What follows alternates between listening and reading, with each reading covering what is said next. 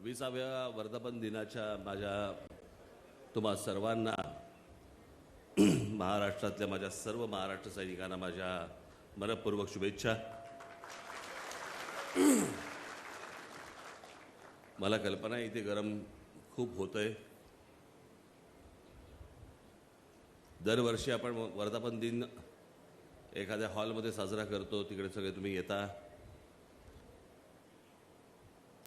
यावर्षी मी ठरवलं की म्हटलं 9 तारखेला वर्धापन दिन, 19 तारखेला आपला गुढीपाडव्याचा मेळावा सभा,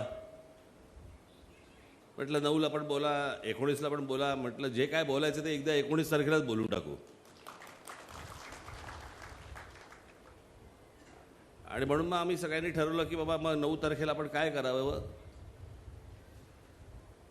तर पक्ष सदस्य नोंदणी ही बरेच दिवसापासून आपली करायची चालू होती। म्हटलं आपण 9 तारखेला वर्धापन दिनाला पक्ष सदस्य नोंदणी आपण सुरू करू। आज माझ्या महाराष्ट्रातल्या सर्व माझ्या सहकाऱ्यांना, माझ्या सर्व महाराष्ट्र सैनिकांना माझं आवाहन आहे, जिथे जिथे वर्दळीच्या जागा असतील, अनेक लोक आहेत ज्यांना आपल्या पक्षाचं सदस्य व्हायचे, नुसतं सदस्य नाही व्हायचे तर त्याला सक्रिय सदस्य व्हायचे। तर ज्या ज्या वर्दळीच्या जागा असतील, मग तिकडे शाळा असतील, कॉलेजेस असतील, मंदिरं असतील, इतर दुसरी कुठच्या मार्केट असतील, त्या सर्व ठिकाणी आपल्या महाराष्ट्र नवनिर्माण सेनेच्या सदस्य नोंदणीचे स्टॉल्स, टेबल्स तिकडे लागली पाहिजेत। तुम्ही लोकांपर्यंत गेलं पाहिजे, लोकांना भेटलं पाहिजे, लोकांशी बोललं पाहिजे।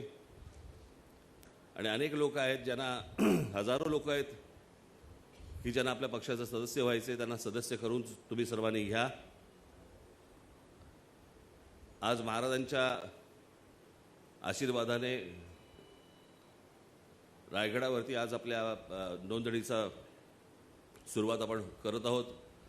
तर महाराजांचे सर्वजण तुम्ही आशीर्वाद घेऊन महाराष्ट्रभर तुम्ही जा आणि येत्या 19 तारखेला गुढीपाडव्याला महाराष्ट्राच्या कानाकोपऱ्यातून माझा जो कोणी माझा महाराष्ट्र सैनिक आहे, जे महाराष्ट्राचे हितचिंतक आहेत, त्यांनी सर्वांनी 19 मार्चला, काय योगायोग आहे बघा, 20 वर्षानंतर आपली पहिली सभा 20 तारखेला झाली होती, 19 मार्चला,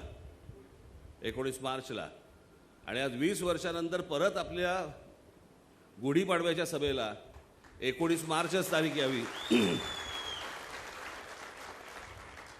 त्याच्यामुळे तुम्ही सर्वजण उत्साहात, जल्लोषात, गुलाल उधळत आपण सर्वजण शिवतीर्थावरती 19 मार्चला यावं असं एक आवाहन करतो। आणि या नोंदणीच्या उपक्रमाला, सदस्य नोंदणी उपक्रमाला सुरुवात झाली असं जाहीर करतो। धन्यवाद। जय हिंद, जय महाराष्ट्र।